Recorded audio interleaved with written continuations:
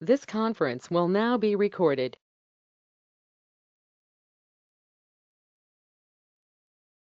This conference will now be recorded. This conference will now be recorded.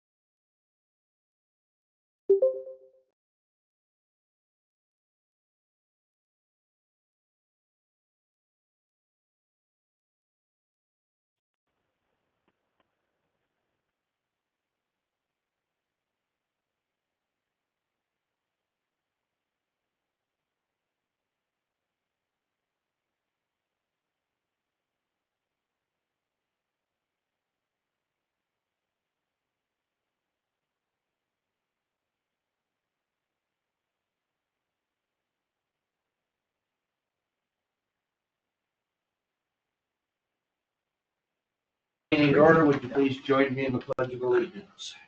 I pledge allegiance to the flag of the United States of America and to the republic for which it stands, one nation, under God, indivisible, with liberty and justice for all. Okay. Welcome, everyone. First order of business will be to approve the agenda. Is there any changes, Bruce? Mr. Chairman, we did do an amended agenda and a second amended agenda, so you should have that copy. You'll know you have the right one. If you look on page 2 at 11 o'clock, we added the Natural Resources Committee on there as well. So I don't know of any changes other than that. I move to approve the agenda as amended. Second. Okay, we have a motion and a second for approval of the amended agenda. All those in favor of the motion will say aye. Aye. Opposed? Motion carried. Commissioner Tisdale is out of state. Commissioner Flanagan, I believe, is online. And So Rick isn't gonna be here? No. Okay. That means if there's any negative votes, we'll have to do roll call. okay, well, I can't. Brandon, is he gonna come on or? His microphone's live. Okay, can you hear us, Brandon? Yes, I can. We hear them. That's what I'm. I'm not getting any feedback if there's any problems, so. It's like I Okay. can't hear him. I don't Do we have any conflicts? Let's see if I can get. Never have. None. Thanks, Debbie. Approve the minutes from February 11th. Move approval. Second. Okay, a motion is second for approval. All those in favor of the motion will say aye. Aye. Opposed? Motion carried.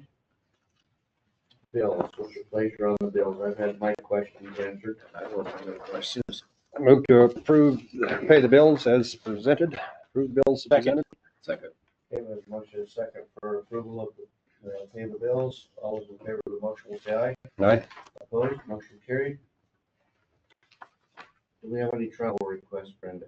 I have none for me. Personnel? I have 3. Okay. Start with the treasurer's office, Melissa Cruzel, going to a county employee 1, grade 2, base pay of $22.79, effective on 3/4/25. So this is a grade? Step raise. Step raise. Yep. Okay. Step raise. Yep, sorry. I'll move to approve Melissa Cruzel for step raise. I'll second it. Any further discussion? Seeing none, all those in favor of the motion will say aye. Aye. Opposed? Motion carried.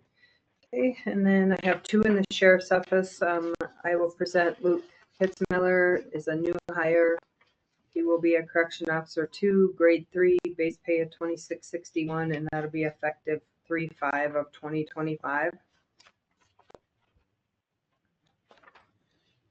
Approval. Second. Okay, we have a motion and a second for approval. All those in favor of the motion will say aye. Aye. Opposed? Motion carried. And then Pat Johnson is going to present Larry Ford. Just Brian wanted me to give you some details on Larry. So the reason I came out so high is so he's a 21-year veteran. He was an MP in the military. He worked as a deputy for 8 years, and now he's working at Monument right now. The transparency part of this is so it doesn't go against policy, but he does work as one of our cooks. So it's not that one supervises the other. They will actually be on the same pay grade. So they won't supervise each other, so it wouldn't go against the policy. Brian just wanted to make sure everybody knew that. And they both agree that their level of maturity can handle the professionalism that they need when they're at work. Okay. I'll move to approve. Mr. Ford. Okay, we have a motion and a second for approval. All those in favor of the motion will say aye. Aye. Opposed? Motion carried. Chairman, that's all I have for personnel. Abatements. Ms. Brett. We have 2 abatements from the same applicant. The first abatement is for tax year 2024. And that one you actually have to just right away, you can't approve it. I got some more information that she has the exemption and had an exemption in another county for tax year 2024. So she can have it in 2 places. She didn't realize she sold her house in Davidson County in early 2024 and didn't realize that, she had the exemption and was going, this is the taxes right now. So, so we can't just basically have to not approve that one. Sure. Greg, is that the one from 2024? 2024, so tax year 2024, there's one for 24 and one for 25. You look at the top of the front page, it says 2024, so you're looking for a motion to. So we need to deny it, or can she just Deny it, withdraw it? Because she's already, so I'll move Yes, to you deny have to the deny it, yeah. tax abatement for 2024 for Roxy Winsettle. Second. We have a motion and a second to deny. All those in favor of the motion, say aye. Opposed? Motion carried. Then the next one for 2025, she believed that she had applied online, and you can go online and fill it out, but she didn't realize that you had to print it out and bring it into our office. She thought that it went. Mhm. So she had it in the other county, the same exemption. We have all the paperwork. She's applied now for, so she called later, the November 1st deadline, of course, to make sure that we had it. And we went, no, we don't have this. We've never gotten this from the state. She goes, so there was just kind of a mix-up. She thought she had applied, but hadn't. Where's this property at? It's in just outside of Spearfish on Westview Drive. Okay. Yeah. So this would be giving her the veterans exemption for 25 payable and 26. Since she missed the deadline officially, basically, but She would qualify otherwise, but she just missed Yeah. the deadline. She printed the form off and thought that it automatically got submitted with the scenario or something, right? I guess she thought it had submitted automatically. She was filling it out online, but it didn't. You'd have to fill it in, print it off, and then deliver it. I can make mistakes. So, and besides the fact that she had it up in the other county until she moved, and now she's applied now for the following year and qualified. I'll move to approve the 25 abatement for Mrs. Winsettle. Second. Okay, the motion is second for approval of the abatement for 2025. All those in favor of the motion will say aye. Aye. Opposed? Motion carried. Thank you. Thanks, Fred. Yep. Oh, you're up, buddy. Search and rescue code. Well, in the budget, under capital expenditures, the search and rescue put in 24,000 for a new trailer. I went over and talked to Mike and Carl. He gave me a quote at 17,476. I just wanted to make you aware of that, so when the bill comes in, you know what it is. It's in the budget. And I think I answered the questions on why they need it, because the old one's too short, dangerous.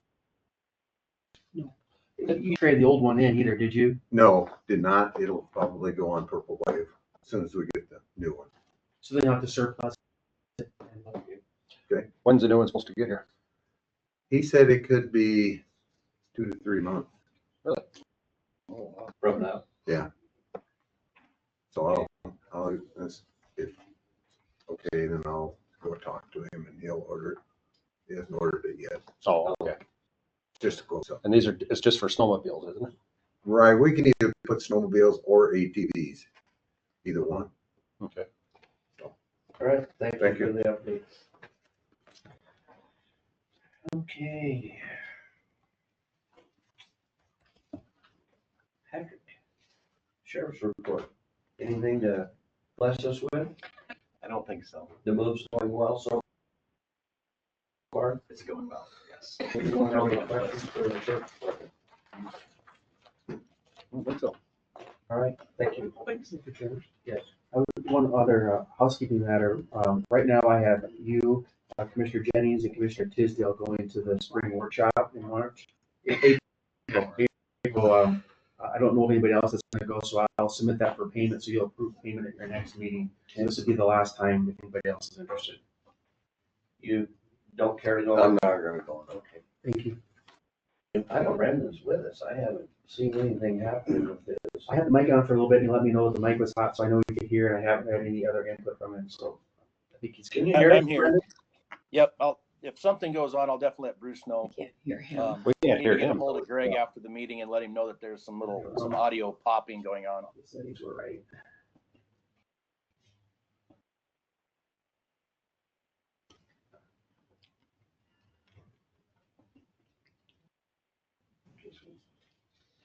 All my settings are right. So I don't know. Can you hear me? I can hear everybody really well. It's like, it's almost like it's, the gain is up too loud. It's crackling or popping at the end every now and then, but, Mhm. no, it's very, the parts you can hear are very clear. So should we- I can't break my body. Oh, my settings are- I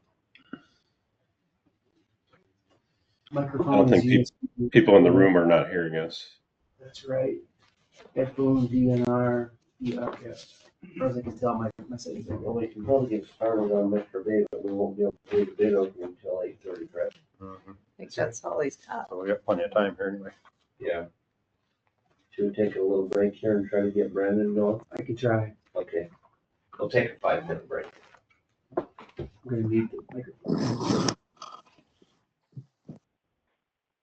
Brandon, can you hear me? Yeah, the microphone works really well.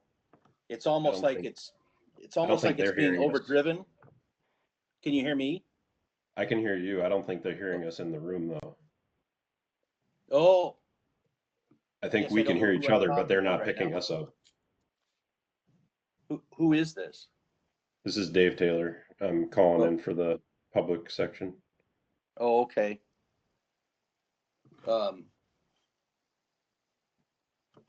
I'll double check.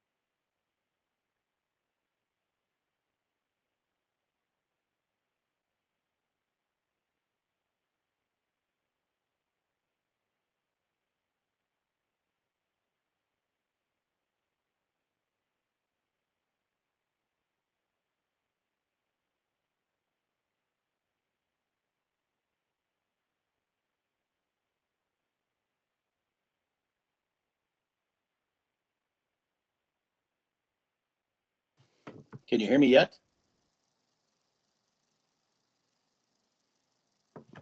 I hear you. Yeah, I'm waiting to see if the board can hear. Gotcha. Appreciate it. We didn't have it plugged in, Brandon. Oh, well, that makes all the sense.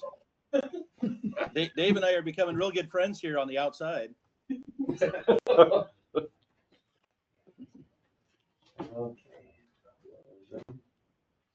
Okay, we'll come back to order, and if Mr. Bates here, we can take care of some of the miscellaneous while we're waiting on the bid opening. You purchased a couple vehicles. Come on in, John. You got something for me? Well, you got any miscellaneous we can take care of before the bid opening? Yeah, I guess we can talk about something, I guess. I do have a, Click your pen. Just don't click your pen. got a pencil today, it's an eraser. Morning. Brought your heavy with you. Yeah, in case things get crazy. I want to bring something to your attention that celerity and heavy we all are aware of the work they've been doing out in the Homestake area. And they've been struggling, and they have a proposal on the Moeller Road where they would like to saw cut across the road instead of boring, because where they're boring, they're just, it's pretty intrusive and they're causing a lot of rock. I would like to, myself, there's no action that I believe needs to be taken. Our ordinance allows for me to allow, I'll give them a written letter for them to do this, and I would like to do that. I do have the proposed letter that I'm going to send to them. I'll read it to you before we make any decisions, but Lawrence County is granting permission to install the utility across Moeller Road utilizing a saw cut method. The road will remain open to traffic during the installation process. Lawrence County requires notification when the work begins on the first crossing. If Lawrence County determines the work to be unsatisfactory, further operation will not be permitted. The road and its right-of-way must be restored to their original condition upon each completing of each crossing. I'd like to see one of them at least done and see if it is less obtrusive. How many times do they have to? I think they had 4 crossings on the Moeller Road in their permit. So, And right now, that's just empty pipe. They haven't put any cable. yeah, this is just for the conduit. That is correct. But they're really struggling with all the rock out there, and it is, where they dig to do a I'd like bore to see pit. them clean up their other messes. Well, we've reached out to them because they have several locations where the right of ways are full of rocks, and we have reached out to them to have those removed. So I can ask them that we won't allow any more until those are removed, if that's what you would like. I would tell them. But again, I do think this might be the answer to help clean up this process a little bit. And I'd at least like to try it in one location and see. So they're cutting the road and then putting a trench in a backhoe, is that, or is it Not a just? saw, it cuts, it's only a 4-inch wide groove. So it's only 4-inch wide? It's only Okay. 4 inches. The road won't be closed. Mhm. It's passable. They have what they call a zipper when they're done. When they put the conduit back in, it's an attachment on a skid steer that packs the material back in on top, fresh material. So, I think it's worth a try. I think there's so much rock out there. They've created such havoc in the area. I think anything's worth a try. So, aside from just stopping them altogether, trying to provide internet service for everybody that lives in the area, I guess we've already given them the permit. And like I said, our ordinance allows for me just to give them a written letter with permission to do something different. But I wanted you guys to be aware of it, so we've seen some different activity out there. You know what was going on. So it's only a 4-inch wide. We're not concerned about settling then over the course of a couple of years? I don't think so. They did it on the Terry Summit Road years ago. They did a saw cut up the length of that road to put in fiber optic, and it wasn't ideal either because of the rock, but it doesn't create a large trench. So. Okay. But again, I wanted you guys to be aware of it. And I guess the other thing that you could be aware of, Pennington County has put load limits on. They put load limits on yesterday. So just to keep suit with them, we're planning, because of the warm weather, we're planning on implementing our load limits at the end of the week as well. At least so all of our neighboring roads that we share aren't posted on just one end and not both. So. Sounds good. Yeah, we're planning on doing that at the end of the week. You bought a couple of vehicles too, huh, John? What's that? You were gonna update the commission. You bought your 2 pickups. For Oh, yeah, we did. We picked up our 2 pickups. They came early. We got those. We got in-house. Our guys are already installing the lift gates on the back. I think they got one of them mostly done. They got radios. So yeah, they're using them. We'll be asking for permission to surplus a couple of trucks here in the near future for sale. So. Did you get all their bids on what's listed here? For the trucks? Yeah, the pickups. Oh, they matched that state bid. If you Oh, remember nice. when I brought that to you, I gave the option of the state bid, which White's Canyon Motors met and actually beat the state bid by, I think it was roughly $3,000. So, and they came early too, and they're nicer. They should do the work.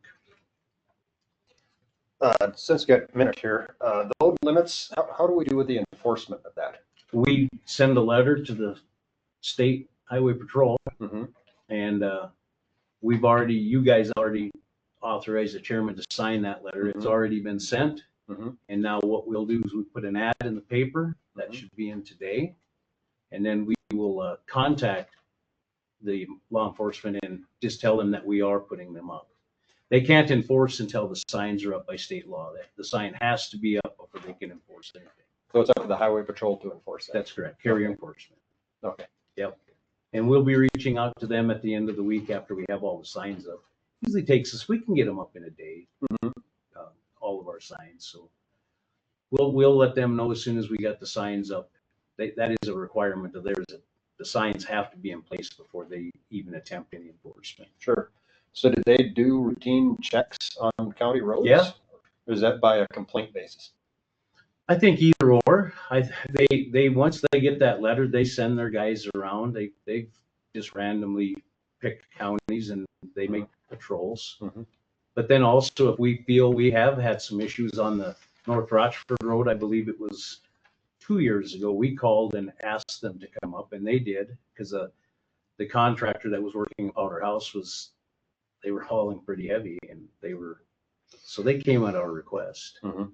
So either or, but they do make random patrols in different counties once they've got, received the letter and the notice that we put the signs up. Was that our people breaking the ice at 10 or is that the state? That's Not in the creek. Oh, that's the city. The city's doing that. City of Spearfish. That's their hauling stuff down there? They rented it, I believe. Huh. I think they got it from Dakota Rental. They unloaded it there and they've been breaking up the ice there. That's kind of, the city does that. We've had to do it out there on Creekside Loop though. We were out there last week with our backhoe breaking up the ice. It was to the top of the culverts. Hasn't been close to going over yet. We don't really ever notice that too much until you start getting warm weather. After summer cold, that's when things break up.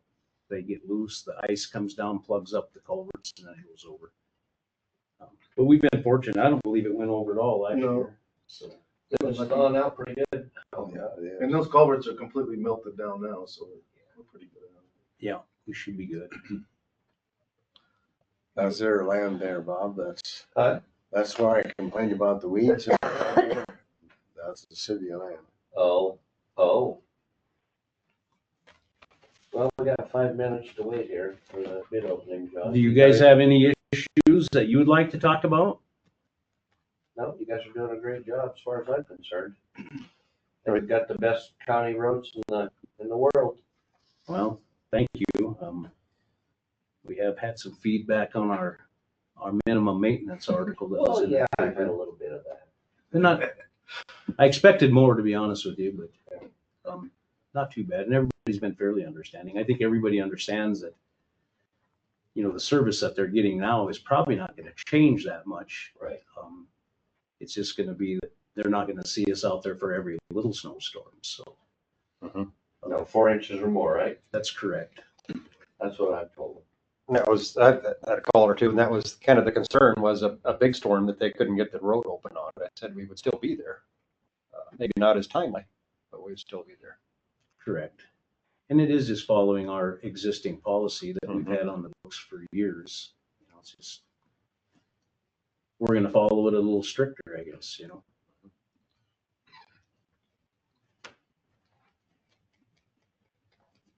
Well, hurry up and wait till 8:30. Take a break for a little bit. I guess so. Okay, I'm gonna need your phone until 8:30, and there's some bit opening. We do have some bid tabs that the engineers provide.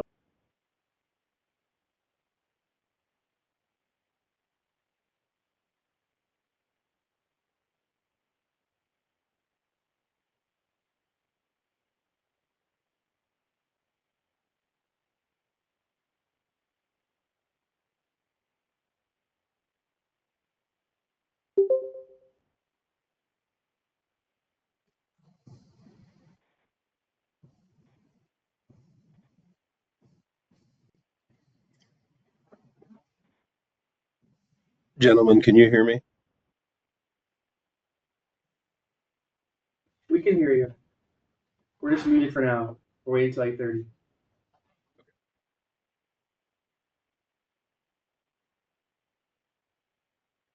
I do have some comments I'd like to share regarding the road reclassification when that time comes.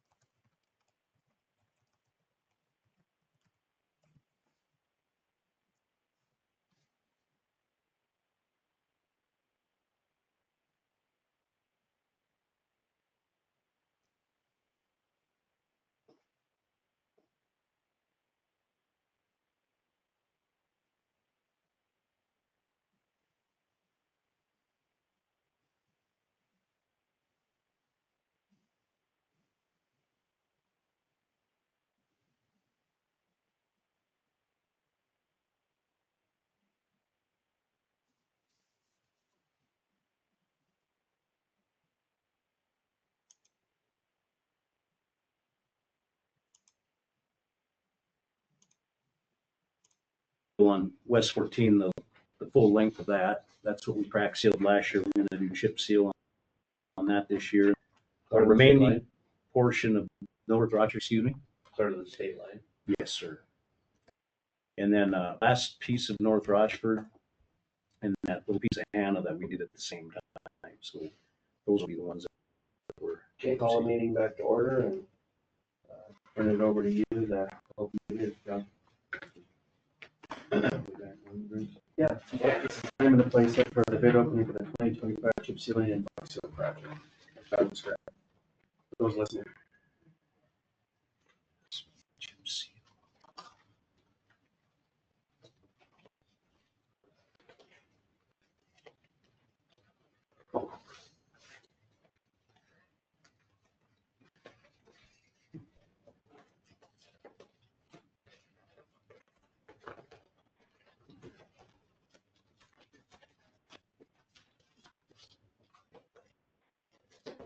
Geez.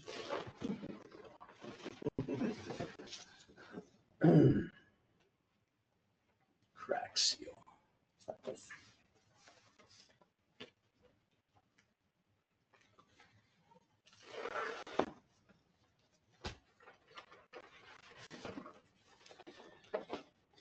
Okay.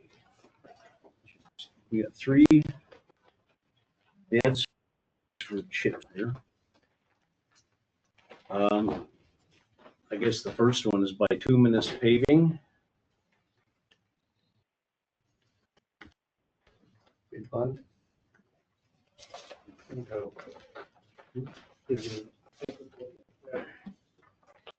There is bond.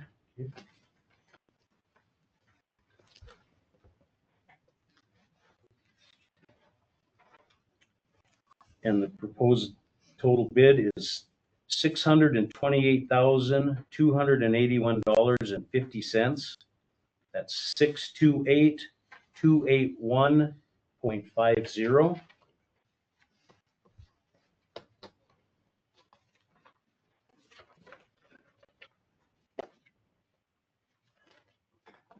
Aztec is our next bid.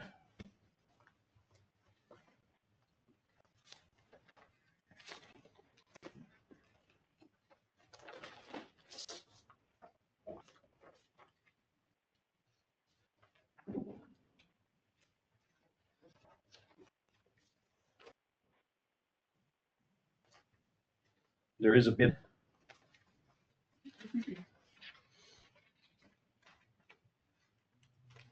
And their proposal is $557,607.30. That is 557,607.30.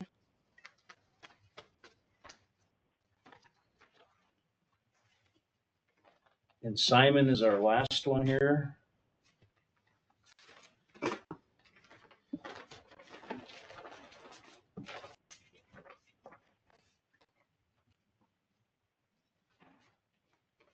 There is a bid bond.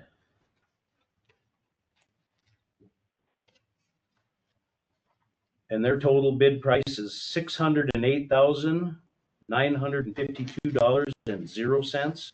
That's 608,952.00.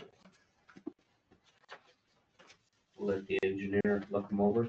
Yes, I'd like to take a few minutes with those to have him, okay, look those over. We can move on to the route and crack seal.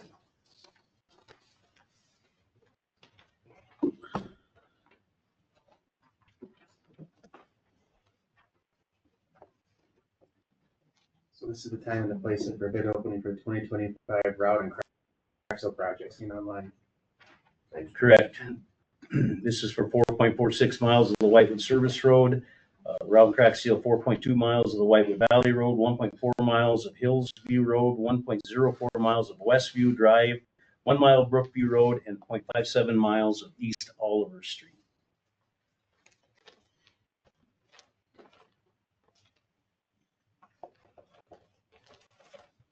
Our first one is from Roadway Services.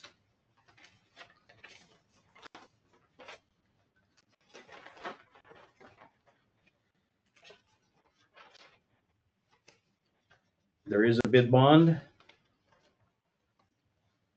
And their total price is $70,613.83. That is 70613.83.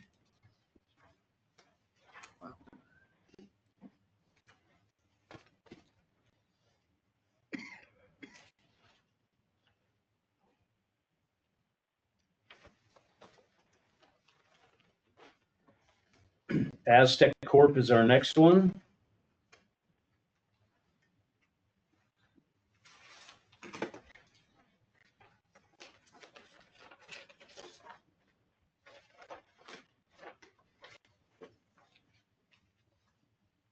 It does have a bid bond. Their bid price is $119,106.73. That's That's 119,106.73.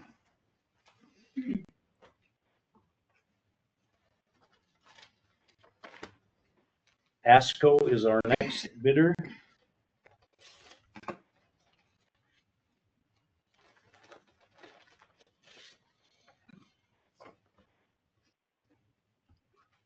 There is a bid bond. Their price is $81,664.72. That's 81,664.72.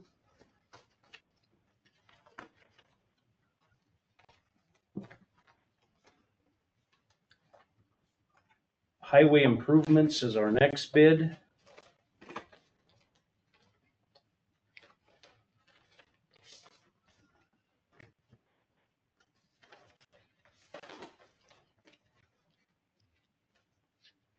There is a bid bond. Their bid price is $58,777.70. That's 58,777.70.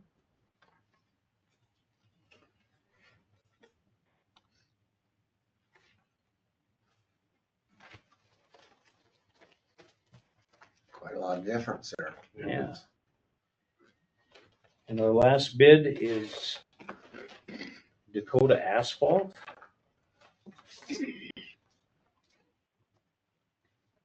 There is not a bid bond, there is a cashier's check in the amount of $4,236.85. Can you say that again? $4,236.85. Thank you.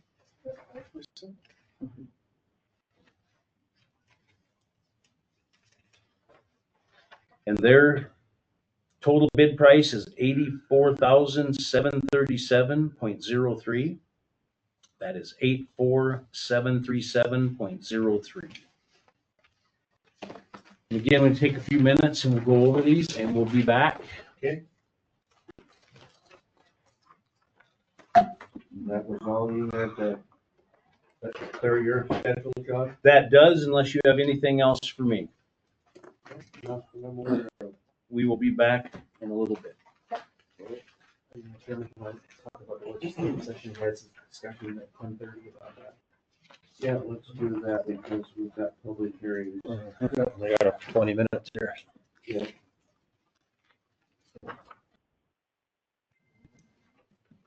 Charge of legislation. I can get started now. So, we're all gonna go to 10:30 on the agenda about legislative update because there's otherwise public hearing set. And, I think yesterday, Mr. Chairman, I was told that the, bill to amend the mine severance tax statute, give the county an extra $1 million, that failed. And I think House Concurrent Resolution 6010 made it through the House, has yet to be set for a hearing in front of the Senate, as far as I can tell. Your letter of opposition was sent after the last meeting, and I think other entities, cities and counties in the area have also joined in opposition. That's my understanding. I have no direct knowledge of that. I would defer to Commissioner Jennings. I think has more direct knowledge of that than I do. Will our opposition letters fall under the Senate then? They'll get corrected that way. So some of the counties are directing them that way right now. I did forward the original letter to Senator Dybert again yesterday. Make sure you have it. I'm sure he'll follow through then. Mhm. Did you have any further comments? I don't think so. Yeah, along with the counties, several cities, economic development companies, corporations, Chamber of Commerce's. So, Okay. and I guess we'll wait to see when it comes up in a Senate committee. I sure might drive down there if I'm available. At least the Senate meets at, if it's Senate Ag, it meets at 10 o'clock, so you can drive down. It's not an overnight stay.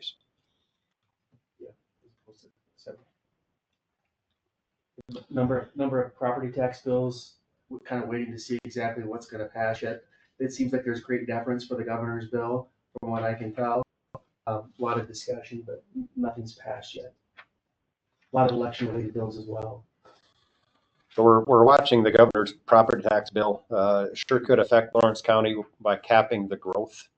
I think it's a 2.5% cap. Our growth has been about 2.9%. So it would affect us, as we know, it could affect making bond payments. We're hoping to get that amended up to a 3% cap. I thought it was 2% for the whole state. It's 2% on owner occupied. Owner occupied? Yeah. How I was understanding. Yeah. Yeah, there's two different parts of it. There's growth and It's then putting a there's- cap on the valuation increase for owner occupied, and then there's also capping the growth that you can I capture. think it's the CPI. Wasn't it the CPI they were moving Yeah. from 3 to 2.5? Okay. Yep. Is there any reason we couldn't take care of Paul's, second reading? Technically, no, there's not. There's no public hearing involved. Let's do that. Let's go to our 10 o'clock item now.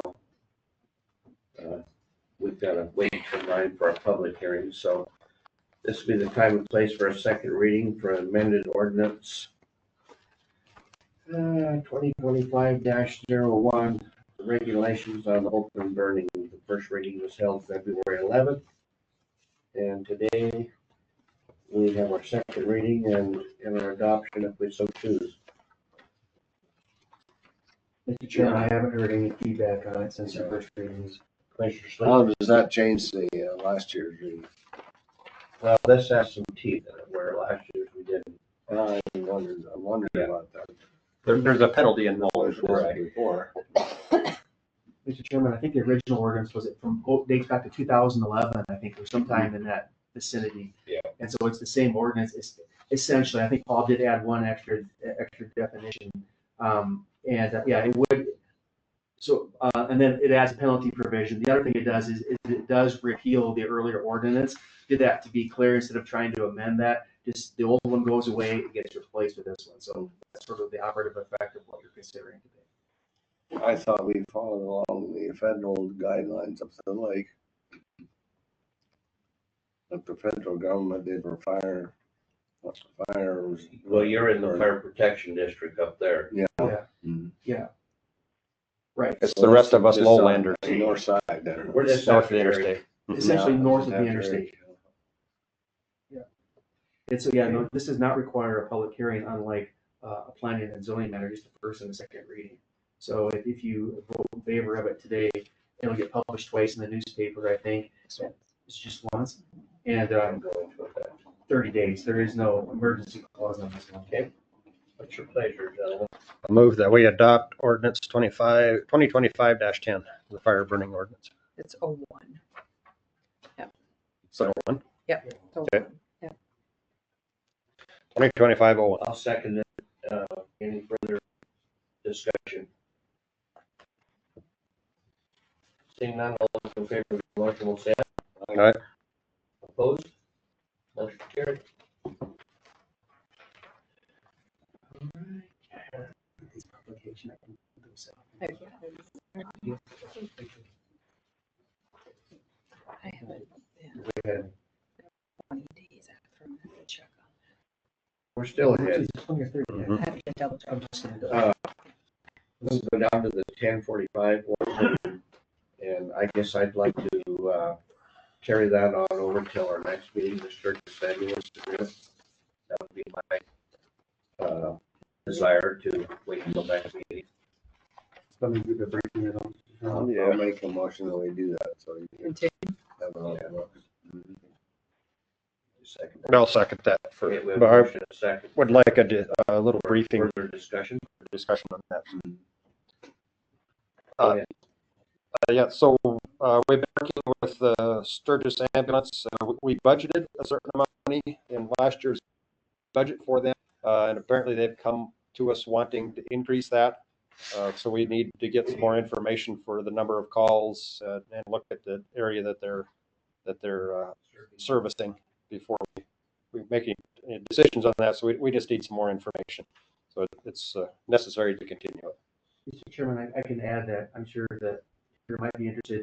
For 2025, the county, you had approved $1,329. And based upon discussions we had recently, the city would be, or the ambulance service, I think, I should say, is looking to get $5,225, which is the equivalent of you're currently paying spearfishing in the Monument Lee Deadwood ambulance service as well. So that would be an increase in the present year by my math of $3,896. I've not had a chance to visit with the sheriff about this at all. He was very much involved in the discussions the first go around. So we try to catch up with him. Okay, any further discussion? Otherwise, we have a motion before us to carry this over till our next meeting. All those in favor of the motion, say aye. All right. Opposed? Motion carried.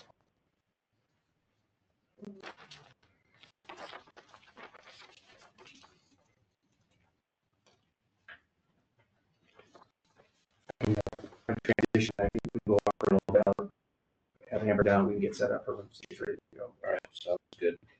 Just, I guess we'll Take a break. take a break till probably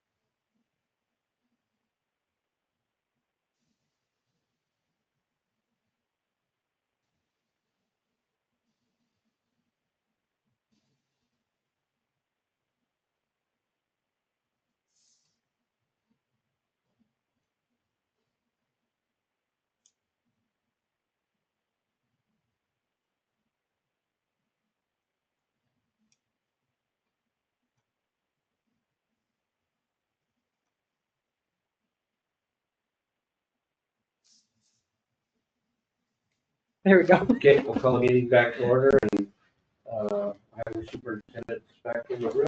Well, what's your decision on the, bids? Our engineer has reviewed all of them. He did find one discrepancy on the crack seal project. The winning bid would be highway improvements. They did have a math error, but it's in our favor. Their actual bid is $58,718. I would recommend that them being 58718.00. Thank you. And I would recommend that for the route and crack seal that we award highway improvements the bid for being the lowest responsible bidder.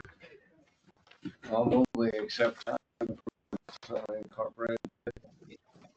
Okay, we have a motion to award the bid to highway improvement. And so that's at the 58.7. Correct. 5817.00. Mhm. All those in favor of the motion will say aye. Aye. Opposed? Motion carried. And for our chip seal project, of the three bidders that we have here, our engineer,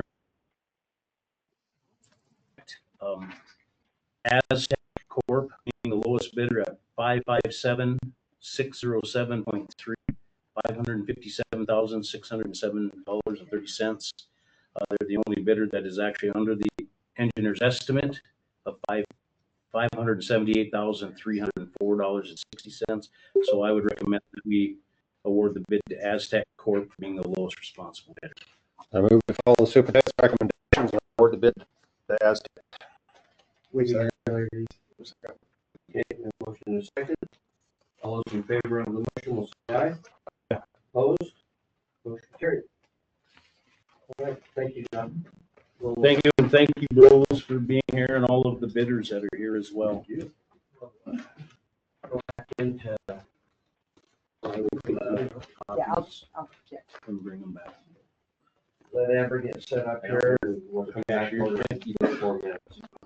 Send that back to them or shred it.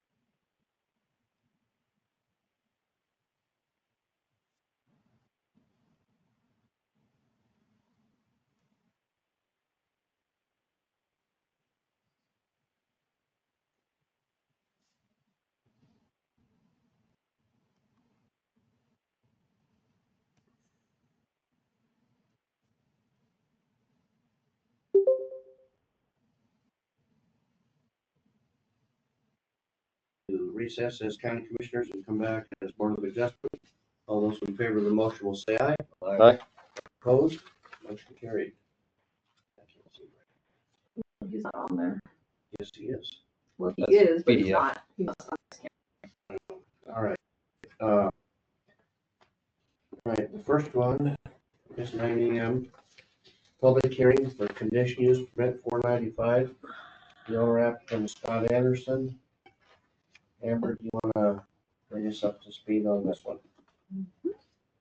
So this one is, if you remember right, this was the property that Troy Schultes and Don Matson had come in, I don't know, a while ago and asked about plating it and putting a cabin on it. And at that time, it was determined that couldn't have a residence on it, just that there was some weird irregularities with it. And Mr. Schulte sold it to Scott Anderson. Scott currently does all of the snow removal and whatnot, kind of in that subdivision there. And he is wondering if he could use it for outdoor storage to be able to put his snow equipment on. I think that's a pretty good use of it. He might have his little camper parked there every once in a while, you know, if someone needs to be in, but he probably wouldn't even need a CUP for it, but we just felt since the lot originally, you said no cabins, he wanted to make sure that he was, you know, in compliance in case somebody said something. So he would have his snow removal equipment sitting there. I thought it was a good use for it, but just to be safe, we've got snow removal or outdoor storage basically for it. All right, well, it is a public hearing, so we'll offer it to the public online or in the room. If you'd like to speak for or against this, we would ask you would rise and state your name and address for the record. Is there anyone in the body of the room that wants to speak for or against this? Is there anyone online that would like to? One more time for the body of the room. Anybody else, anything to say? Seeing nothing, we'll close the public hearing and offer to the board for further discussion or action. So there's already a power pole on the edge of the lot, is my understanding of that, right? And he's putting the outlet in, and how far is that from the property line? There's no setbacks for them, but There's no setbacks anyway, so it doesn't not matter. for those. Do you know how far it is back from the property line? Probably. I mean, the machine that's sitting there is probably 20 feet from the property line. We're flexible in terms of where we put the outlet.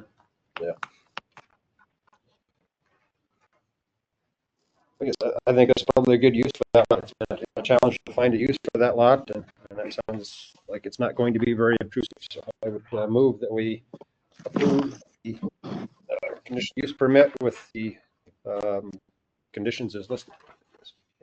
Sorry. Mr. Chairman, Yes.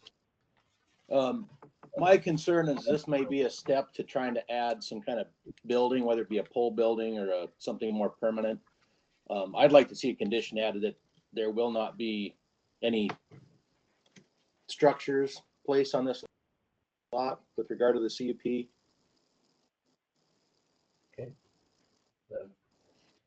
The applicant is shaking his head, okay. He was aware of that, so I think that's probably fair. We had talked about that. Okay, So add a condition, and Brandon, I had a hard time hearing you, just that basically no structures would be built on the property, is that? Correct. Okay. okay, you gentlemen want to amend your motion? Yeah, that's fine, and that would include just even a little carport type structure, I'm assuming. Anything that would be considered a structure, if they put it on the tax rolls as a structure, that's how we usually determine it. Just a little temporary type carport, is that a structure? Or yeah, I think we have to issue a building permit for them. Okay, yep, I would accept an amendment to that motion. Okay, we have a motion and a second for the amended motion to add the condition that no structures on the property. All those in favor of the motion will say aye. Aye. Opposed? Motion carried. Kim, do you have any receipts or anything that you need to? Yep. And then what we'll do is we'll have a submittal for you, like with all the final stuff. No, wait another 10 minutes. Now we're on the order. All right, we're gonna take another short break till 9:15. Actually, I think we got them to you already. Yeah, it looks like they're in here. I see the other one. Awesome. I'm gonna give you that back. Oh, thank you. Thank you. Okay, thank you. We'll send out a final, like, so you have copies of everything when we're done. Thanks, Don.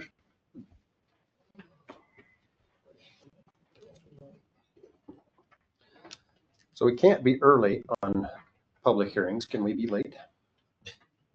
Well, we have, Yeah, if we get behind, we are. the main reason why you can't be early is because it is a public hearing and we know notified that it would start this time. Mhm. So being late is one thing because they're already here. Because they're already here. So we could schedule these tighter with the, and run the risk of them late. Oh, good, yeah. That's between you and Bruce.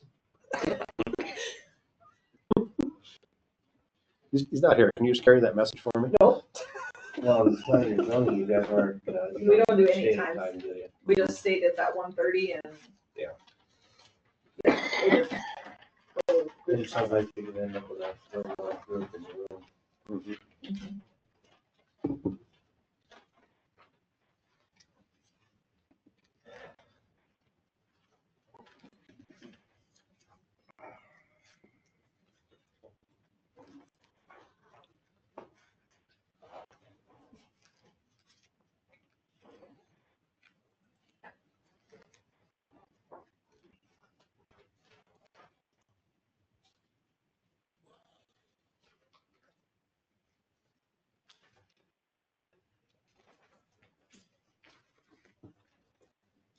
Well, just so you know, this will get brought up. So you are actively renting that? Yep. And you said you weren't going to when you signed this agreement. Okay, So everything, just so you know. it's That's gonna get brought up and then you can talk to them about it, but I just wanted to give you a heads up. okay.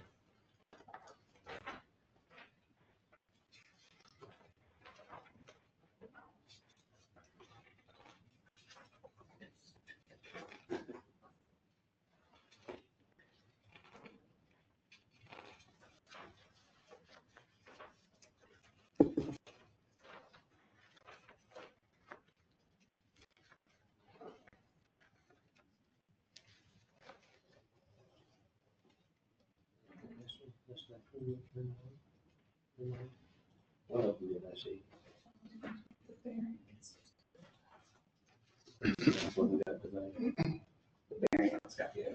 Yeah, but the CUP is in.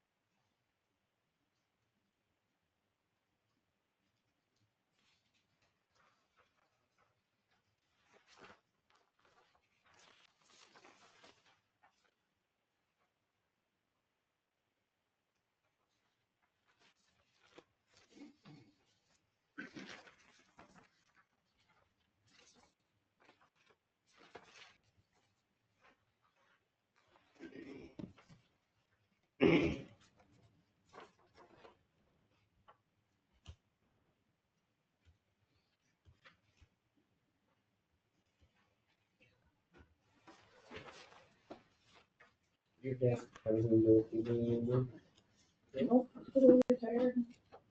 They actually just sold the land just in January. Still owned the land, but On, the brick sits under that. we were down there yesterday. And my uncle, I think is fully retired, but I still have a cousin that's there. They got a lot of stuff piled there. Yeah. Well, and that lease is ending pretty soon. They're gonna be moving. Oh, are they? Building. Mhm. The building's there, but the business is moving, they bought land somewhere else. A lot of bricks. Lots of stuff, and that, it's all full.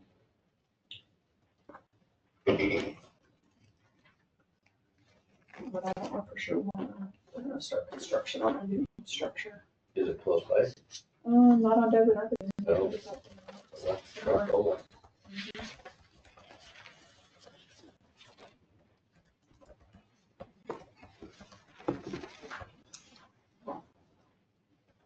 Yeah, that was the final business they still had ownership in.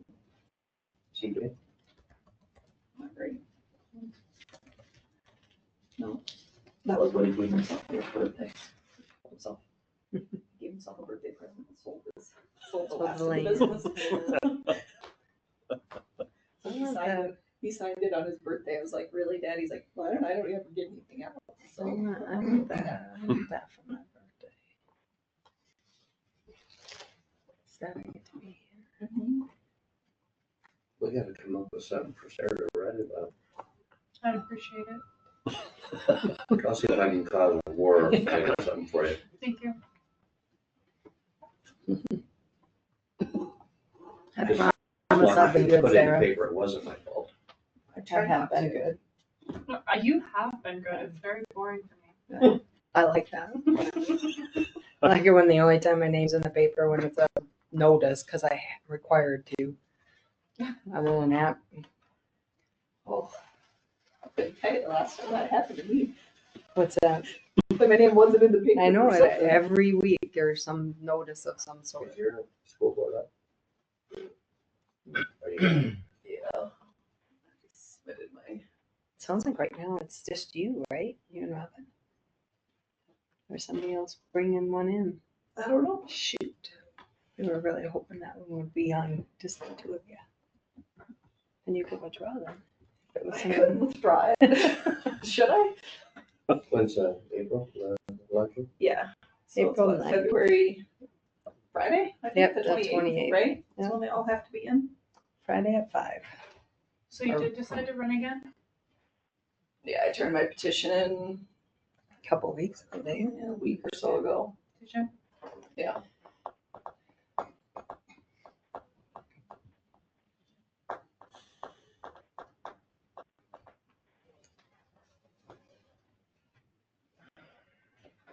We're getting close. We got 2 more minutes. And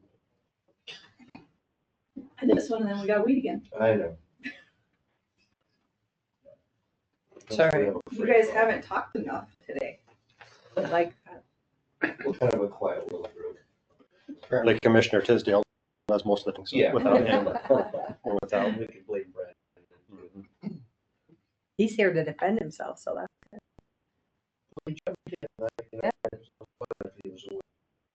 Yep.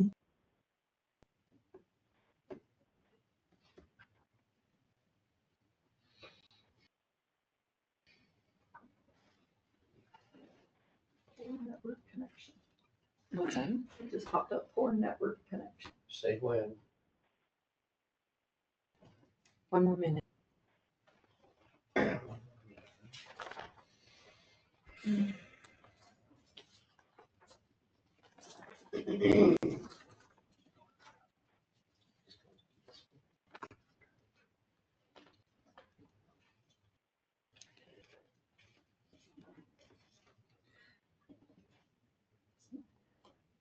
If I just keep pushing it, it'll open sooner or later, right?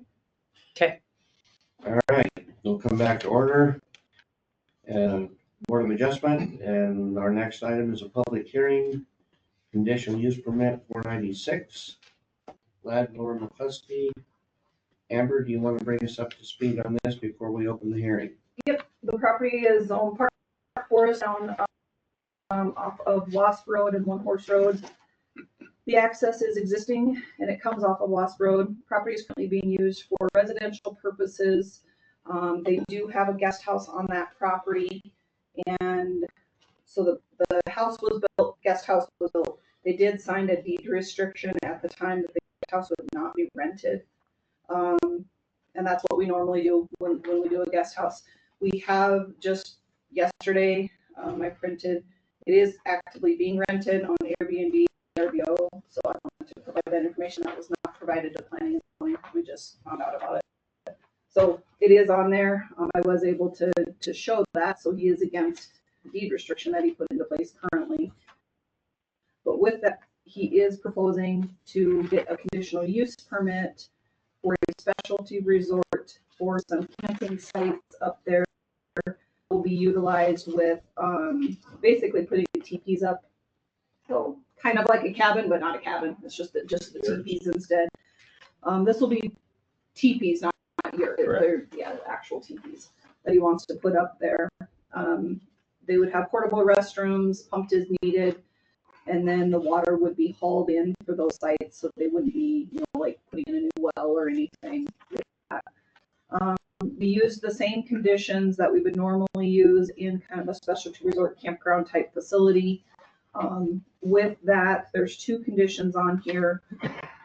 Number 23, I had a question on, mainly just because he's not proposing to put a new well in. So I don't know if that one really works. And then number 24, Ladd had sent an email, and it was included in your packet, about a suggestion on what he is wondering if we could put in there instead. So he did provide that email too. And then with that, the only thing I wasn't sure is the specialty resort. I think in light of what I found with this, I think either it would have to be amended to include this if you're going to allow the continued rental of that, or we need to address this situation with it because it wouldn't currently be included in the conditions, because the conditions were for the teepees. At the time, they did add teepees or cabins because the planning and zoning board said, well, really, if we're doing a special resort CUP, does it really matter if it's teepees or if it's in a cabin? So you could, to make this be brought into compliance, you could allow it as part of the specialty resort if you chose to. But I just wanted to give you a heads up that we kind of need to deal with that situation as part of the CUP. Or not, that's up to you guys. Is this back in with Clifton too? Yes, yep, it's one of the neighbors to come. But still there? It's still there, yep. It works well with Cliff. Yep. If you've been up there at all lately, it looks pretty good. So. All right, we'll open it up for the public hearing. Same rules as I stated earlier. If you would like to speak for or against this, I would ask if you would stand and state your name and address for the record. Is there anyone in the room that would like to speak for or against this? I would if I could. Oh, This is okay. Name and address, please. This is Joyce Dewald, and our property is at 21304 One Horse Road. Okay, go ahead. Okay, my husband couldn't join today, so I'll kind of be speaking on his behalf as well because we are both on the same page. We are against the application for the campground and are hoping that you deny that today. We feel it's going to affect the peace and tranquility that we enjoy so much in our neighborhood now, and it will also put an additional strain on our roads. Our roads are not maintained by the county. We have established a road district for the area. We also fear that if you vote yes today to allow this, is it going to allow or create a snowball effect? So is it going to set a standard for the other landowners that, oh, hey, Ladd and Laura have this campground. Can we put a couple teepees on ours and rent them out, or even, just primitive cabins or primitive campsites for tents. In a couple years from now, Lad and Laura could apply for additional teepees to be added or sleeping cabins to be added. If you say yes today, are you going to be able to say no in the future? And how many are you going to allow? And at what point are you going to put a stop to adding additional sites? Because he has the 26 acres. During the previous planning and zoning meeting that we joined, Lad commented that, the ones that are against it in the area were just not understanding, because he could section out his land, sell off the lots. People would build on those lots and we'd have no control over whether or not they rent out those as guest houses or Airbnbs or vacation homes. Well, my husband and I feel that, breaking out the land and selling off lots is a better option, because the people who buy lots out there and build, they don't do it with the intention of renting those out. Like, we're a remote area, it's residential, it's not by any highways, businesses. They buy lots out there because they want the quiet, they want the peace and quiet, they don't want the traffic, they don't want strangers coming in and out. They feel comfortable with all their neighbors so that their kids and grandkids can go walking and hiking and not have to worry about strangers coming in and out. So we're against on that campground being put in the middle of our quiet residential neighborhood. Thank you. That's all I have. Right, thank you. Is there anyone else online that would like to speak for or against this item? Anyone online that wants to address this? All right, we'll go back to those in the room. Is there anyone in the room who would like to speak against this? Sir? My name is Lad McCluskey, and I live at 21321 One Horse. Can I address some of that Joyce mentioned? Sure. So maybe I'll ask Joyce. Joyce, up until a year ago. No, address the board. Oh, address the board. Okay, that's fine. So I'll just say, up until a year ago, we all did. We put a camper out there and stayed in the camper. We want to have the same thing they want. I just want to have it so that other folks come and have the same experience, and they don't have to come out and buy 5 acres of land or 10 acres of land at so many thousands of dollars. Additionally, there's she meant there's no Airbnbs. Well, there are, I think, 5 of them in the neighborhood. There are, or maybe 6, and there's no regulation on those, because the one group is they sleep like 12 people in their lodge, and they have it up there. It's full with UTVs and ATVs and trailers and trucks, and there's nothing you can do about it. And I guess that's kind of the dilemma I face here.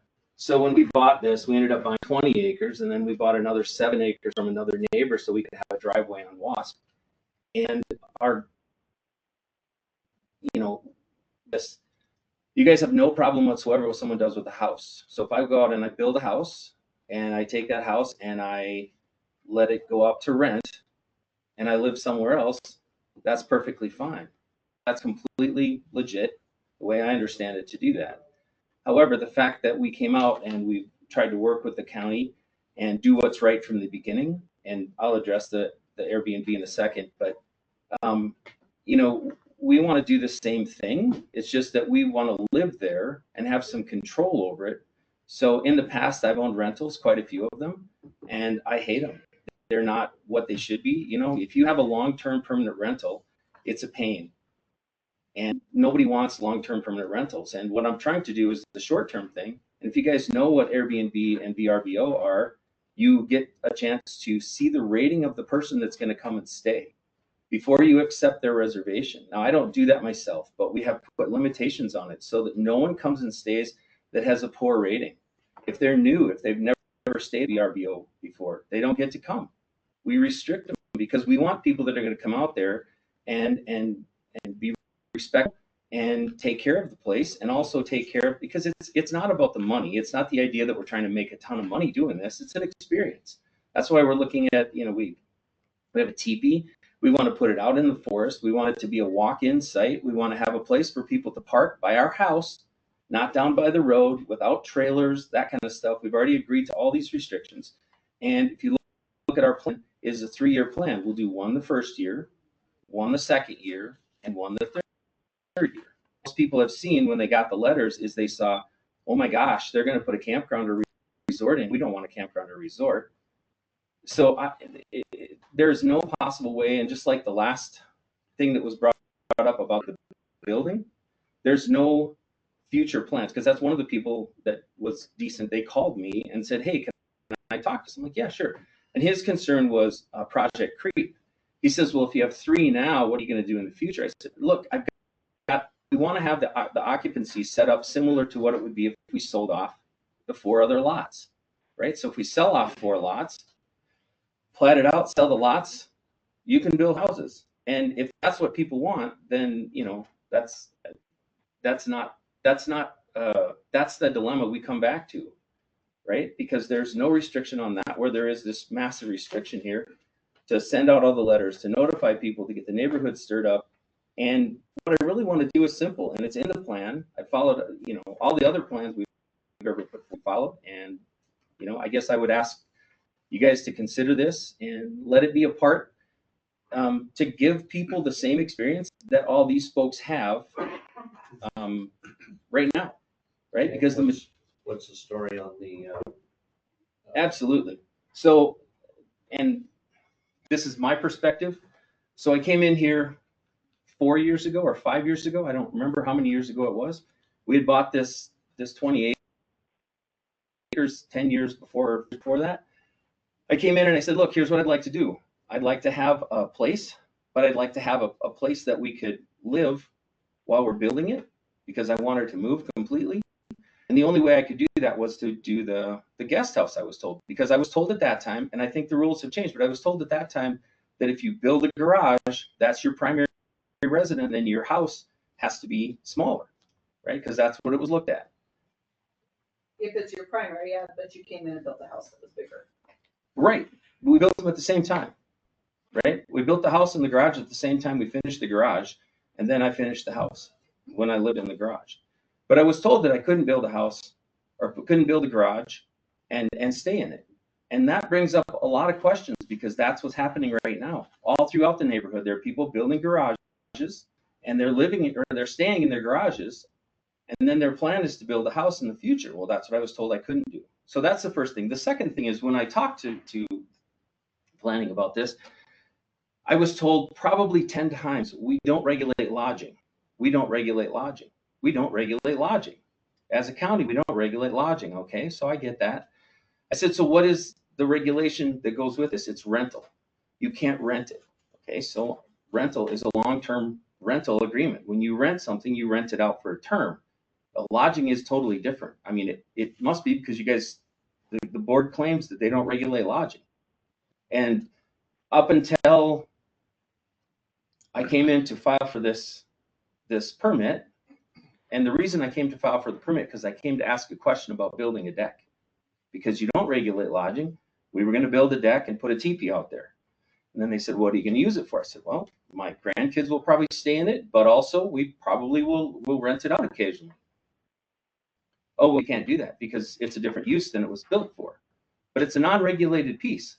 So there's this quandary going on here.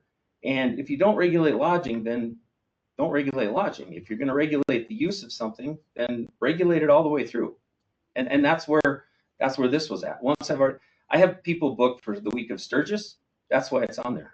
It's still out because I have people booked, and I'm not going to cancel their reservations at this point. So, okay. Do you have questions about that? I guess I don't really have a question about that. I guess it's troublesome to me that you signed a deed restriction, rent it out, and now you're renting it out, because that is a problem we had with guest houses, and that was the reason that we do that. So what is the difference between renting it out and doing like a short-term rental or do a short-term? Airbnb type. Well, that's not, I don't think that's the argument. I think the fact is that you signed a deed restriction saying that you would not rent that out. But it doesn't follow the rules of renting. I was told the reason you did this was so you didn't have two groups of people or two residences at the same place where someone lives full time.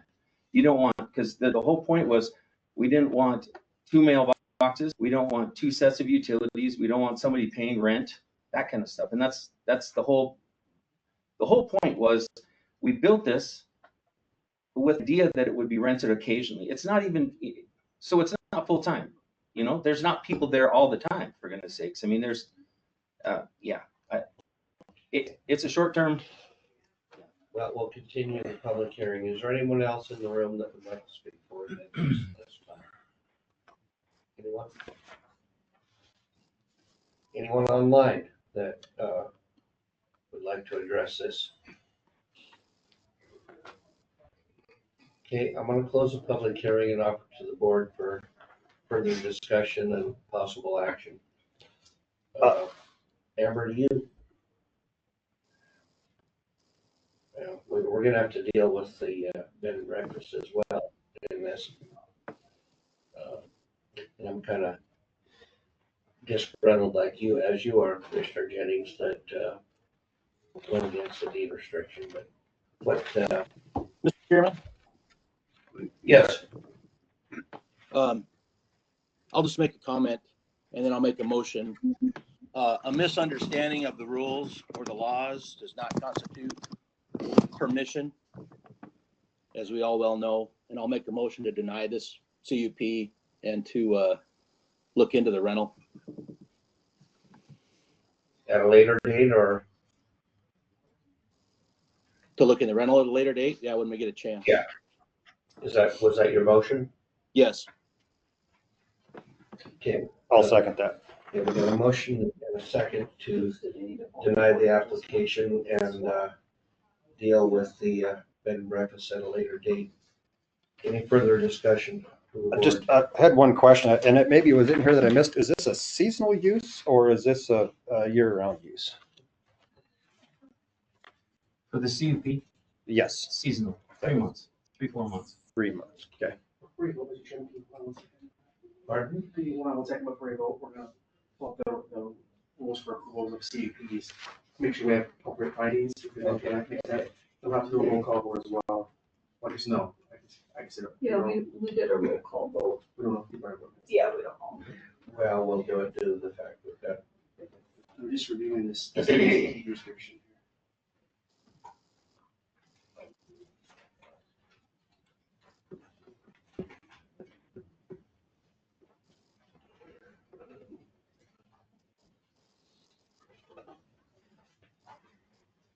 I'm trying to find a program if you need it.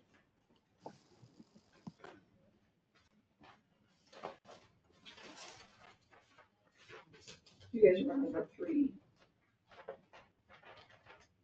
things for or it's the same. So you have to, the Board of Adjustment shall use the following considerations. Shall find that the variance would not be injurious to the neighborhood or detrimental to the public interest welfare. Shall find that special conditions exist such that because of particular features of the property or because of some extraordinary and exceptional situation. And then whether a denial of it would be a peculiar and exceptional practical difficulty. Is that for variance? I think that's different. I think that's different. Conditional use permit? Yeah. You have a copy of the ordinance that we just approved? Yeah, we didn't change that part though. So Brandon made a motion to vote against it. To deny. and Eric seconded it, but we're looking at some of the law. It's just a regular. Do I need to split that motion up? Pardon? Do I need to split the motion? Well, I think Bruce is trying to figure out what, if we need a different reason based on the conditions when you guys look at the considerations.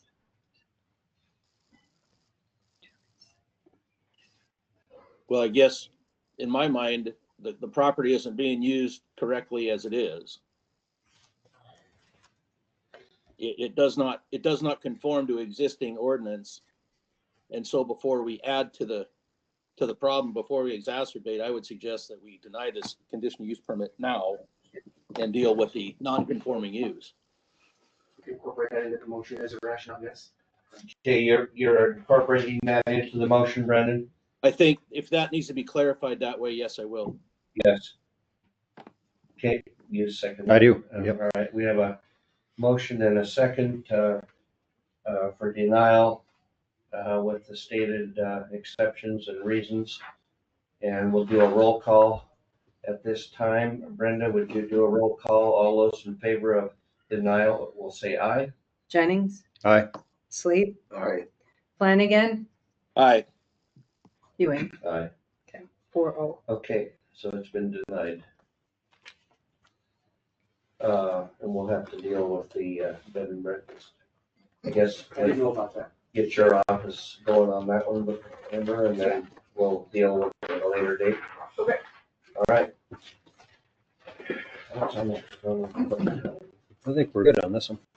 Probably at 9:30. Give me a second to reorganize, please. Okay. Yep, 9:30 is the next one. Thank you. Our next one is public hearing on variance 214. Lost Irishman. Can you get ready to bring us up to speed on this one? Yeah, this one's. Yeah. If I can, I would, but I can print them upstairs, I think. Let's see, where's this? Did you want me to print something? And there's a variance, correct? Yes. Yep.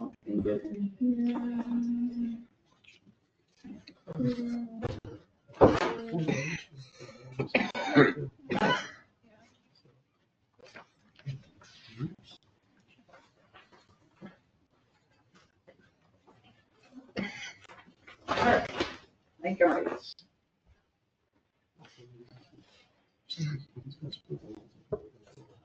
Go ahead. Okay. So this is a variance request, going up towards Terry Peak. And it's on Lost Irishman Road. They are requesting a 15.9 foot and a 9.7 foot variance to the front setback from the edge of the right of way. There's an existing residence located on the property. The homeowners would like to add an attached garage to the existing residence.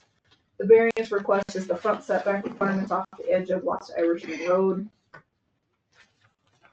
The access comes directly off of Lost Irishman Road, which connects. There's no issues with the access at all. It's kind of interesting, and I think the pictures probably do it the best judge. This kind of gives you a general idea of what they're trying to do. This is the existing house. They want to be able to put the proposed garage right off of the house. If you know that road at all, let's see, I'm getting there. There's some photos. This is the photo of the house. So basically from where this entry is and this little deck, that's the wall that they would like to attach to the garage. And this right here is their driveway. And then this is a pretty good idea of what it looks like. So this is a barrier in here. And this wall going this way is where they'd like to put the garage. They won't be taking any of this out. That'll still remain. This right here is Lost Irishman Road. So it kind of splits around that. So they want to be able to put the garage between here and here, but to do that because of the right of way, you know, that's kind of that inner piece there. That kind of shows you the land. This is a bit different view. So here's that same tree that I kind of, so it's basically this area here. So to fit it in there, they can without taking a lot of the hillside out. So that hillside will still say where it is, but it would be too close to the right of way. How big is the structure? If they wanna build? It's on here. Let me find it. It's 28 by 30. Yeah, 28 by 30. I built that house. Yep. Brandon? Yeah. Okay, well, this is again a public hearing. We're gonna open it up to those present and online to speak at this time for or against this, and we ask that if you do, would you please state your name and address for the record? Is there anyone in the body of the room that would like to speak for or against this at this time? Sir? Gaylord Grieve. We actually live in Mitchell at the moment. Address? 40766, Mitchell, South Dakota. My wife and I are both retiring here in June, and we want to come out here. We're only going to probably spend from spring till fall out here, because we really don't want to spend the winters out here too bad. But we want the garage obviously to put our vehicles in to protect it from the weather, while we're out here. We've had hail up there a few times, and we really don't want our vehicles hailed on. And really, the sole purpose of it is just so we have an inside place for our vehicles. And like she stated, we're not going to take out that hill, and we want that barrier right there. There's really no traffic per se. In the summertime, you might get some ATVs that go by. But, and I'm not positive, but I don't know any other cabins back in there. I think for the most part, at least a long ways, we're the only cabin on that. I call it a Lost Irishman Road. It's a trail wide enough for a pickup is all, but that's why we want to do it. We just want a place to have our vehicles inside, and we want to be out here from spring till fall. Okay. Anyone else in the room that would like to speak for or against this? Seeing none, is there anyone online? All right, we are going to close the public hearing and offer to the board for further discussion and possible action. Is Brandon recusing himself? That'd be a question probably for I don't know. I mean, he knows this property very well, but he doesn't actively own it. Hasn't for He has no years. financial interest in it now. No, I built it, and so I built it as a spec and sold it back in 2007, 6. Okay. It's been a long time ago. 2008, yeah. Yeah, and by the way, you did a very nice job. We love it. It's modeled after the house that I currently live in right now.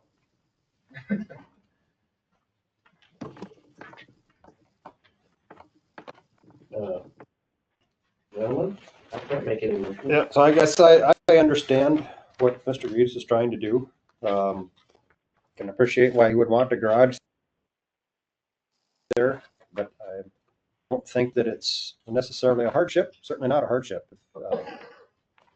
To clear up need for a variance. So I'll make a motion to deny the variance, just because I think we need to respect those setbacks. They're there for a reason.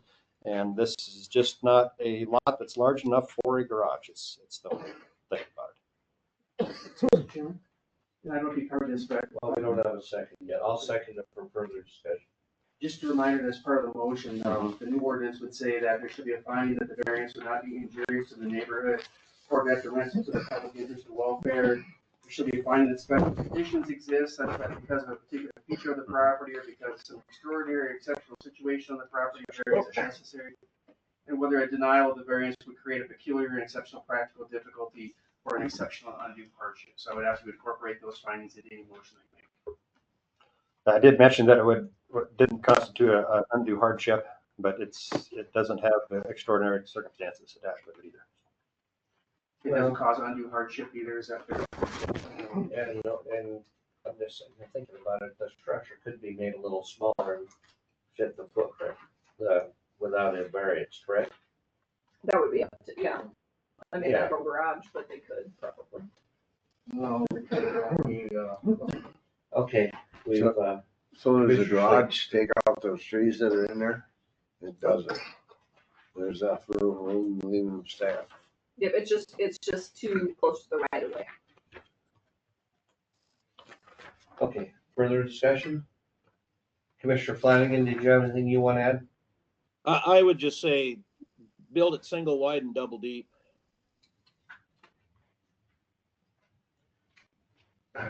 Single wide and what? Double D. Too deep. Oh, Okay, we're gonna do a roll call, but we'll, all those in favor of the denial motion will say aye. Roll call. Jennings, Aye. Sleep, Aye. Flanagan, Aye. Ewing. Aye. Yeah, we've denied it, so I mean, you do have the option of changing your configuration of it and go forward. All right, thank you. At this time, we're gonna come out of Board of Adjustment and go back to County Commission. Also move we do that. Second. Okay, we have a motion second to uh, dispense with Board of Adjustment and come reconvene as county commissioners. All those in favor of the motion will say aye. Aye. Opposed, motion carried. All right, member, we're right on schedule. Public hearing, resolution 2025-12. A petition vacating a portion of highway located on the section line. Kenneth Anderson.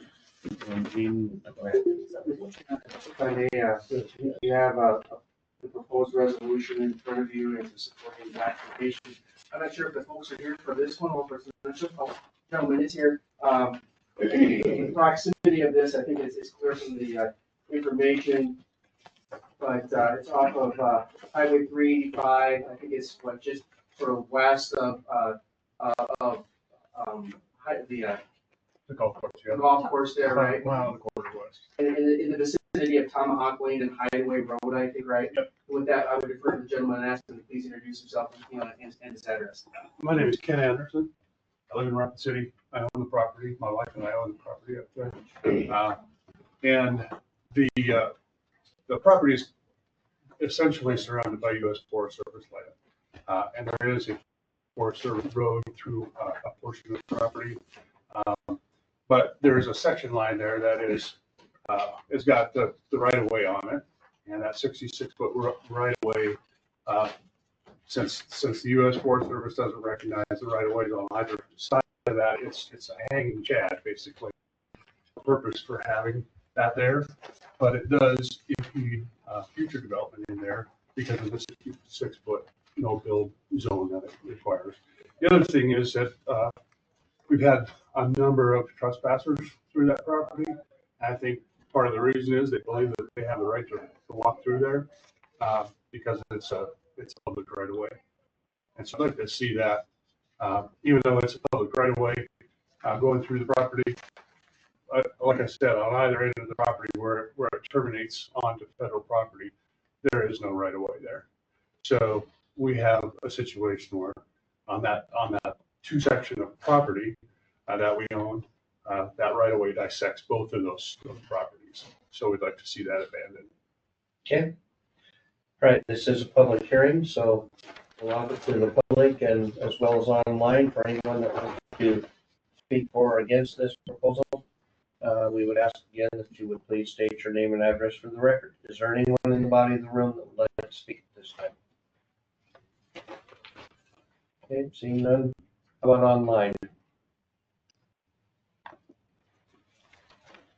Not seeing anything, we'll close the public hearing and offer to the board for further discussion and action. If I may, I see some input from Valerie Jagum with the Forest Service, and she just notes that the attached exhibit that you have, I think is prepared by Mr. Dybert, shows the section line extending on the Forest Service property. And so I don't think it's really fault or in any way implicates this particular request, but she would ask us to note that the Forest Service does not recognize section line right of ways on their federal property. So Does not recognize it. no, it's not. We already took care of it. Mr. Chairman, Yeah, we're done with it. Okay, I guess I'll leave. Yeah. Brandon had something. Brandon, go ahead. Mr. Chairman, if I may, I believe Commissioner, State Senator Dybert, in his surveying capacity, would suggest that section lines in the Black Hills do exist because it was established before the Forest Service. Just to throw that out there as a point of recognition that the state has recognized section lines before the Forest Service was established in this area. So they can not recognize all they want, but that doesn't mean that they don't exist. Okay, Correct. And I thank think, you for the clarification. I figured Mr. Chairman, I had to do Senator Dybrick some justice in the room right now, so. I think he's referring to RSV 2477, which talks about roads in existence prior to the creation of the reservation. Okay.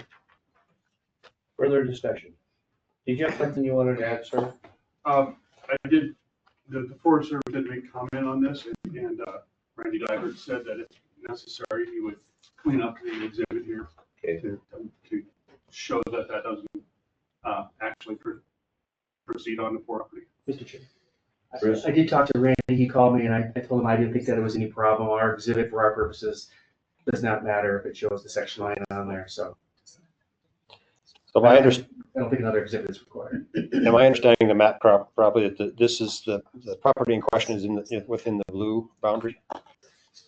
And so it's just this corner of the section? It is the blue area, I believe. Yeah, It is just the blue area. Yeah. Well, hold on one second. No, I'm sorry. It's the red. Is that red? Is it red or orange? I think So that's the section. Section line. That's the section. The blue is the property line. The blue is the property. Yes. And so the section lines come out onto another private property. Correct? No. it's Forest Service. So I think Mr. Mitchell owns, or I mean, the applicant owns both lots, and so the section Okay, so he has- bisects at an angle. So he's got both the blue and the yellow on our map here. Is that correct? Yeah, but I think Okay. the same owner owns both of them. Okay, So just I'm with you. Yep, that's what I was confused about that with that statement, so, Yeah, if you click on either one of them, it okay. puts the color there. It shows separate parcels, Yeah. right? Sure, Yeah. But yep. one owner. The blue shows which Mr. one you're actually clicked on. Go ahead, Commissioner Flanagan. Chairman Ewing, have you closed the public hearing? Yeah, he did. Yes, I did. I'll make a motion to approve this vacation. Okay, we have a motion to approve for approval. We have a second. I'll second. And we have a second. Any further discussion? I'm not a vote against it, so. All right. Well, so we have a motion for approval, and we'll do a roll call. All those in favor of the approval motion will say aye. Brenda? Jennings, Aye. Sleep, No. Flanagan, Aye. Ewing. Aye. Okay, 3-1. Okay, it is approved. Here we go. Oh. Okay.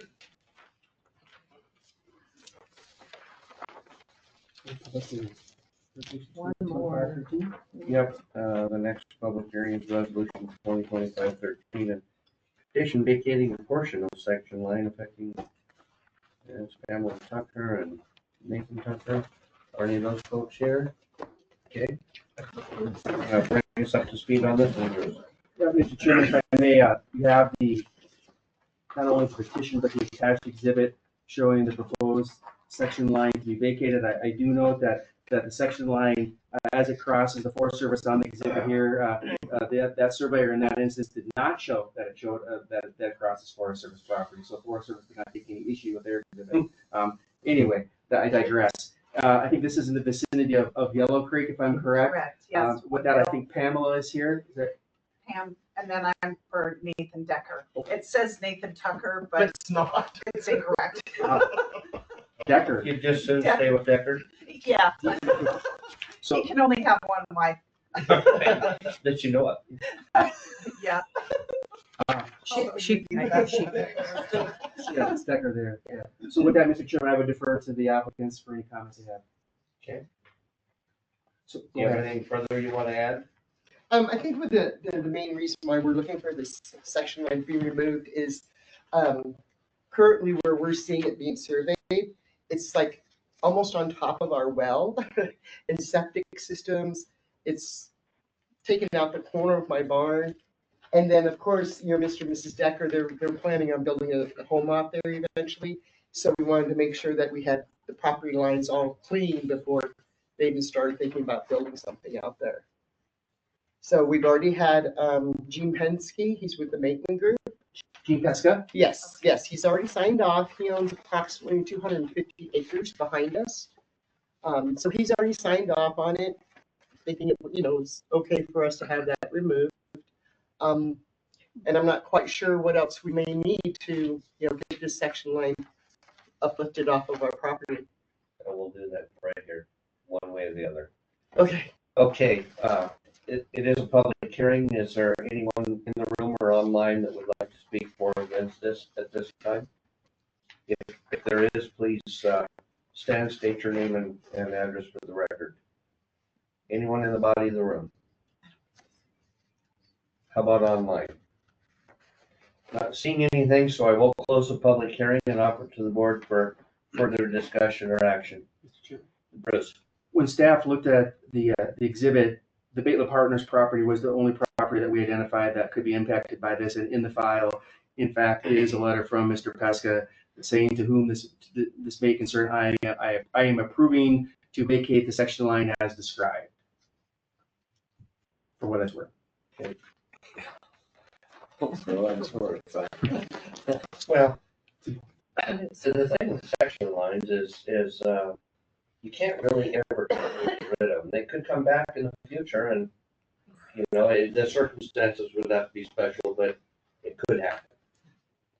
Right of ways can totally go away, but section lines, from my understanding, could possibly come back in the future. Is that correct, Bruce? Well, once vacated, I think if the county wanted to have section line back, and you probably would have to reagree it through damages or through negotiation. Yeah. You just couldn't force it back in there. So yeah, right, makes sense. All right. Further discussion or action. So they own both, if I'm looking at the right place, but own both of the quarters there? Two different owners, yeah. They're both here.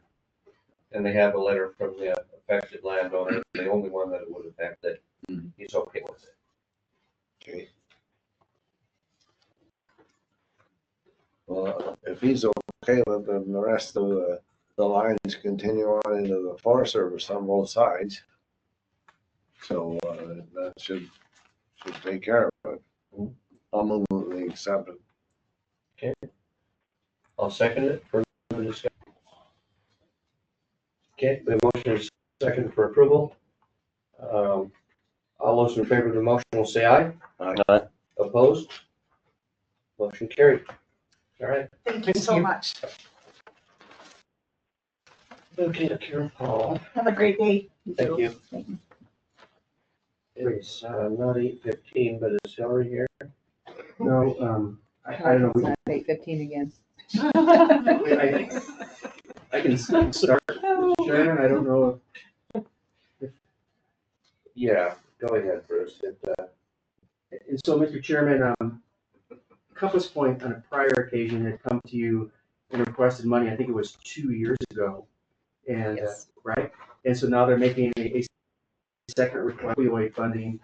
At this time, in the amount of $35,000. They have provided information to support their request and what they would plan to spend money on. I'm not sure, I would defer to Hillary, obviously, but I think that some of these services are maybe different than what they originally asked for. These are additional things that they're looking to spend money on. Of course, I'm not Hillary and can't really speak for her, but I start with that. I think if I can, we've got good experience with them and their compliance issues so far. Each year, I think they've been required to submit a compliance form quite detailed, showing where the money has flowed. And Brenda obviously is in charge of that. And another thing that she has to worry about and submit that to the state, but there haven't been any issues that I'm aware of with the use of the money and or the accounting of it. And we have money in the fund to go forward. That is correct. And it can only be spent on very certain things like this. Yes. Well, I support it, but I can't make it. Do the people that got a request for 30,000 last meeting, do they have the same direction in mind? I can remember doing this Compass Point, and I thought that we did them in place of something else before. So I think that they're separate entities, and I think what Compass or what ADC was going to spend their money on, I think is our different services than what has been encompassed by, Oh, yeah. by Compass Point. I think both the first and the second acts. Okay. Yeah. So I don't think to my knowledge, I don't think they're duplicating any services. Mm-hmm. Well, in the past years, we've had 2 or 3 or more people that were entitled to these different things here, and so I don't think we need them all doing the same thing. No, they're different. Yeah, they're, Yeah, go ahead. you know, it's, I think, what was it? ABC was more prevention in youth, and Compass Point is more counseling with recovery or rehab people, is my understanding. So it's 2 completely different demographics. And the funds we have available are earmarked for such things. I mean, they need to be used for that, so. And I think last I knew, we had close to 100 left in the account. There's 130. Okay. Even after ABC? I think it's around 100, isn't it? Have to quiz me now. I think that I'd have to look. More is coming. Commissioner Jennings, I'm Yeah. sorry. Yeah. Yeah. No, We'll so- start getting more funds. But we're 70,000 plus. Yeah. Certainly. Yes, definitely. I was just gonna say, Richard, the other entity we gave to was the drug court to attend the RISE conference. But that's happening. They have not attended that yet. Oh. So we did give money, but it is being channeled through Compass Point.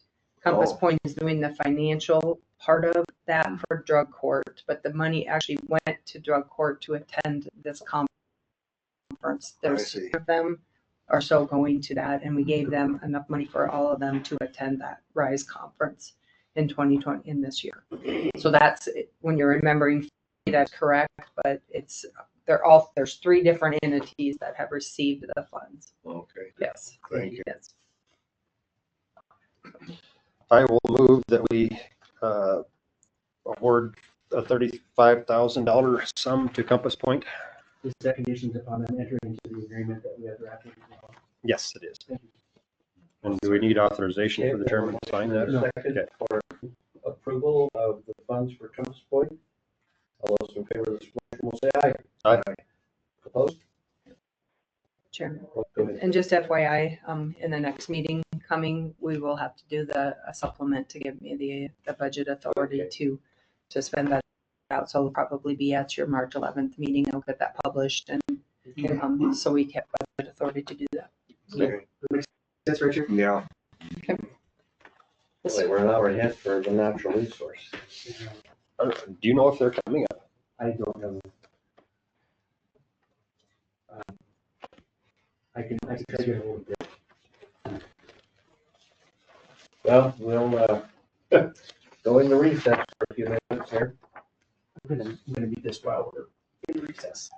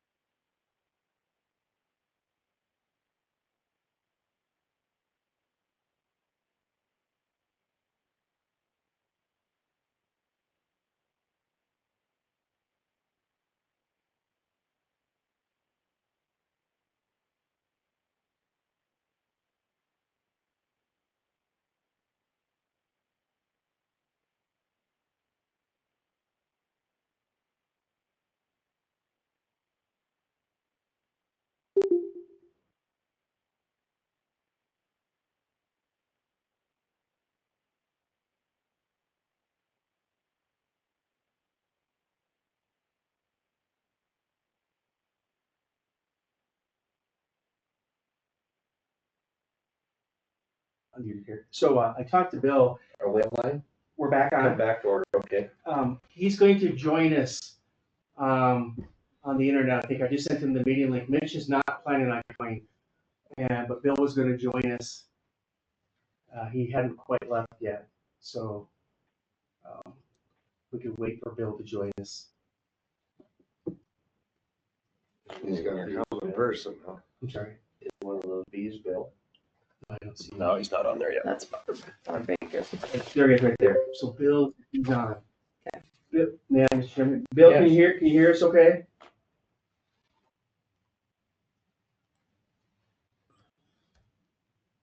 Bill.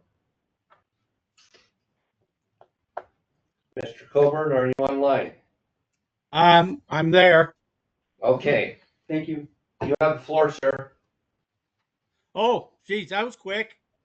I should add, Bill, while you collect your thoughts, that I did pass out some proposed U.S. Forest Service sawbuck project comments yesterday, and so I'm kind of killing time for Bill to get his wits about him. And so you should all have a copy of those, and they're online as well. And with that, I would defer to either Commissioner Jennings or to Bill. Okay, Go ahead, Bill, if you'd like to. sure. I visited with Eric a little bit about the project, and think he's had some opportunity to look at everything. The Sawbuck project comments we found out were due over the weekend, but it doesn't. I don't think, based on my understanding and past experience, it's not a hard and fast deadline like the comments for draft EAs or final EAs. So we need to get them in as soon as we can, and hopefully Bruce can do that today. But this is a huge project, as you could probably attest to. It's 130 some thousand acres, I think, just looking at it. But it's in that range. It's roughly 10% of the whole forest is in this one project. Out of that, they're only talking about doing 4,000 acres of commercial harvests over the next 10 years, which we think is way short of what it should be. And that I got to get rid of something here. I don't know why it popped up here. Excuse me. Anyway, it's even if you add in the past timber sales over the last 10 years, you're still less than 19% of the acreage is going to be treated commercially. There's a lot of area in that project, as I've been on the project area in the past, and looking at the aerial photos, there's a lot of young regeneration coming up, and some of it's in just one storied stands of just pure regeneration. A lot of it's under partial overstory, whether it's light overstory, medium overstory, even some heavy understory, but there's a lot of regeneration coming up. And that in itself, those stands are going to need commercial treatments, and the scoping really doesn't talk about how many acres they're going to do of each of the harvests, but it's still a lot fewer acres than what you'd imagine on that size of a project. One of our biggest concerns was the amount of prescribed burning.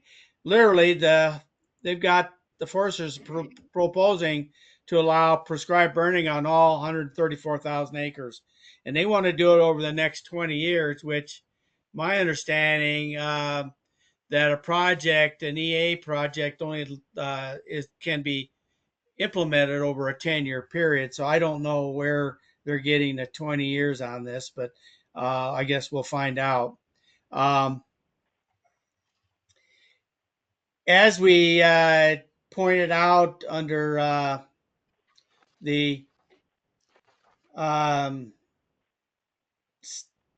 North Sand project, uh, everybody seems to gloss over all the negative impacts from prescribed burning when the Forest Service is proposing it. They talk about all the positives and everything, but there has been and will continue to be significant detrimental impacts from prescribed burning or prescribed fire uh, when it's not implemented right or when the conditions change. It is also a very high risk type of treatment and can end up killing a lot of trees that you meant to leave. And so I guess our emphasis is that you need to be treating prescribed burning and giving full detail to the public about your burn plans in this document, and also what you're going to do to mitigate the damages that could occur, and fully describe all the possible detrimental impacts, which is what they do with um, the commercial or mechanical treatments. They talk about all the possible negative or detrimental impacts, but they don't do much of that in the prescribed burning section. And I don't need to cover all of them, but um, we don't believe prescribed burning should be used for any type of vegetative management treatments. It's more for getting rid of fuels, um, and or especially in grasslands or something like that. But to use it for trying to thin the overstory or the understory, you really risk killing a lot of the understory or overstory if you're not treating it right. And it's if you want it treated, you want those areas treated, treat it commercially or non-commercially, and then bring fire into that to help get rid of some of the fuels. But um, it's just it just seems to be a hands-off type thing from the Forest Service forever, and uh, we felt that it needs to have the same scrutiny and the same type of um, openness that that they tend to describe on mechanical treatments. Um, that's all I've got. I mean, you can look through the specifics if you got any questions on that or anything else. Give me a give me some questions. Commissioner Jennings? So, yeah, just to build on what Bill was talking about there, we kind of had an internet connection issue there too, Bill, when you were talking about the pre-commercial or Oh, commercial, pre or post-commercial treatment for fire. The point being yeah. there that there's a lot of fuels on that ground, and if you're going to do a prescribed fire on those fuels without any treatment beforehand, it's going to be too high of an intensity fire, and that's when you start losing the marketable trees, the seed trees, the trees that we're trying to protect. And so it's not an appropriate use of fire. You need to go in there. You need to do some mastication or something to reduce the fuels. Grazing would certainly help on that too. But be able to reduce the intensity of the fire, because honestly, the Forest Service has not demonstrated the ability to keep those fires at a low intensity unless some of those treatments are made. And it's not just about the timber either. As we've seen with those high intensity fires that we've had in California, when you get those, you can burn the vegetation off of the ground, and then if you get a rainfall event, a precipitation event, then you're carrying the soils down, and then we get into some water quality issues. And so those are all part of the ecological health that's important of the forest. So just get, fire can be an effective tool, but it needs to be managed right. It needs to have clear objectives of what they're trying to do with it, and we need to have some assurances that they can meet those objectives with the management that they are proposing. Okay.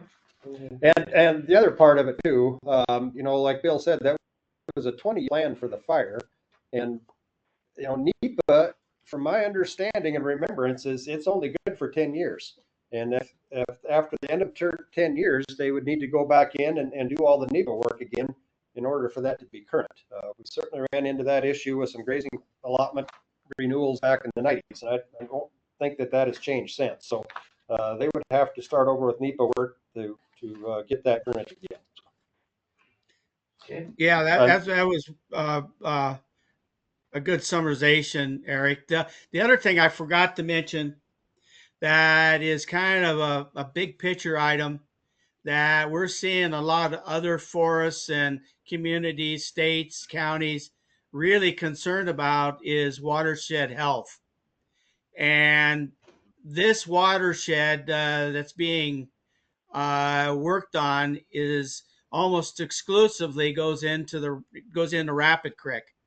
Goes into Rapid Creek and in Castle Creek, and those feed into Pactola and later on down to Rapid. I don't think the Forest Service is really giving watershed health and resiliency enough efforts in this, and I do believe like the counties and the state need to get more involved in getting these watersheds and really good healthy vegetation, and they're thinned. They're not going to burn up. A large fire happening above Deerfield Lake or Rapid Creek above Pactola could be a very significant negative impact on those reservoirs. From everything I've seen and been talked about down in Colorado, where they've had the large reservoirs being used for water, and after a fire hits those, they're spending hundreds of millions of dollars trying to get those reservoirs back operating and get rid of all the ash and the mud and everything else. And it's just not 1 year; it's continuous for quite a few years until the soils and the vegetation start to stabilize. So I really believe that the Forest Service should have gone out, had scoping, and had public scoping and actually started talking about watershed health as part of this project. Okay, thanks, Bill. What do we want to do with our document? So I'll make a motion here in a second, but the other thing that I think this demonstrated was the need for the county to have a cooperative agency status agreement with the Forest Service. We didn't really get a good notification on this. The comment period kind of snuck up on us because of it, and there were some delays in getting the information to Bill Coburn for in particular of some of the particulars of the project. So that put him in kind of a bind. I think he probably had to spend the whole weekend writing this up. So we need to continue to work on that. But until then, I would move that we adopt these comments as for the comments to provide the Forest Service on the sawbuck. I do have one typo correction that I would like to make, but other than that, we can go. Chris? I'll wait for a second. I'll second it for further discussion. I'm just considering SDCL 1-27 1.18, and we're going to submit these as county comments. We're going to submit them as Commissioner Jennings comments along with members of the Natural Resources Committee. I was going to submit these as comments from the county as prepared by Bill Coburn and Mitch Iverson.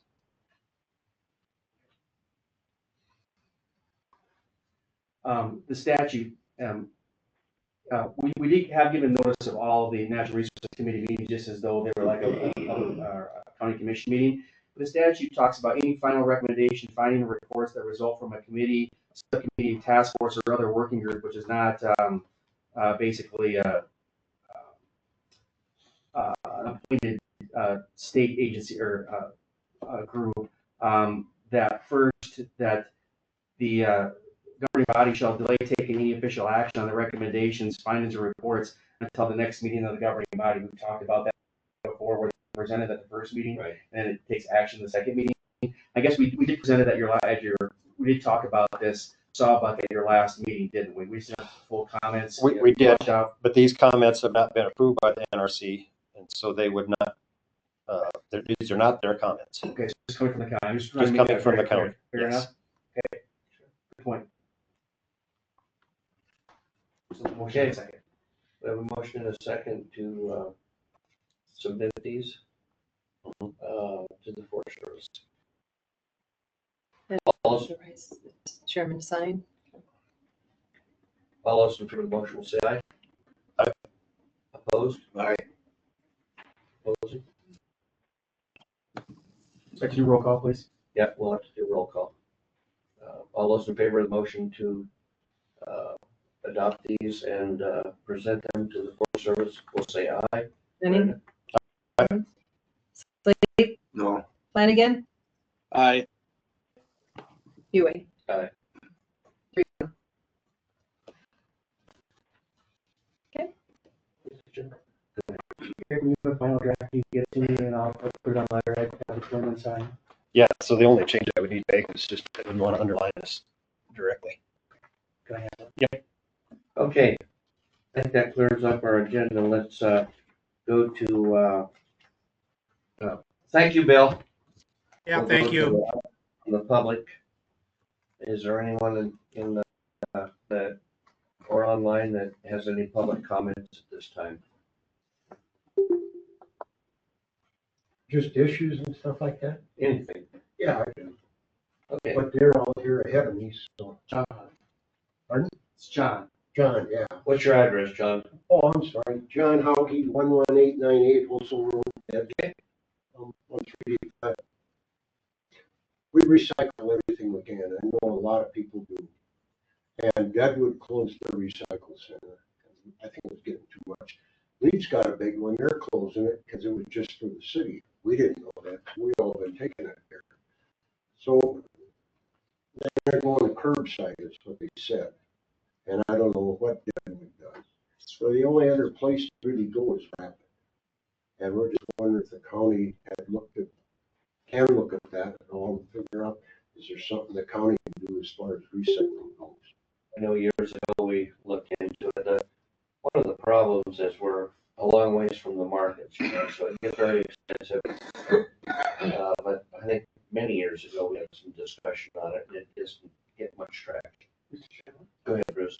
My understanding is that, as John said, that Deadwood has already moved to curbside service. They used to have some units down the street here where people could drop stuff off. And I think that they were experiencing, I can't speak for them, were experiencing people from the county coming and dumping stuff there as well, or leaving stuff there.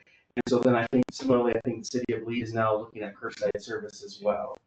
And so if you're gonna do for the county, you probably would need to have two locations, I would assume, a North County and a South County potentially. And it's just not obvious to me that you have a facility or a site to host that. For example, up in Spearfish where we shop is and the highway shop is, that's state property mostly. There's some county property, but that's in the secured fenced area. Right. And then here at the highway department, I don't know if there's enough room for any recycling bins or that kind of thing. So it's not obvious to me where you would locate it at present. We'll keep it in mind though. Okay, because we're gonna wind up driving down to Rapid. Okay. We used to do that and then we found this now. All right. Thank you. Yep. Anyone else in the body of the audience for any public comments? Seeing anyone online? Not seeing anything. We'll close the public comment. And do we have any items from the commissioners? Yeah, I Commissioner have Slate. one thing. I think that we redo our planning and zoning things to appropriate the time. They're doing something with taxes at the state level, and we should do something here. And with a few things too. I'm concerned, especially about bed and breakfast. I think they're getting out of line there. The guy that we ordered, Andy, that does the spraying, he said that he went to 100 places and only 3 people were letting in spray because they were only 3 people that lived there year round. Other places had bed and breakfast. And I think we need to have some kind of agreement there so that we can get away from that. Okay. Commissioner Jennings, anything? I do not have anything additional here. Commissioner Flanagan, you have anything you'd like to bring before us this morning? I do not. Thank you, All gentlemen. right. Yep, thank you. I will entertain a motion to adjourn. I move to adjourn. We are adjourned. Is this version the same as the one that I had emailed to me yesterday? You know? That's the one you gave me this morning. Okay. I don't Yeah, have. yes, that is the one that I edited and gave back to you. No, can you wait just a little bit? I'm gonna go put this in letter. Okay, I'll be right back. Did you shut us off?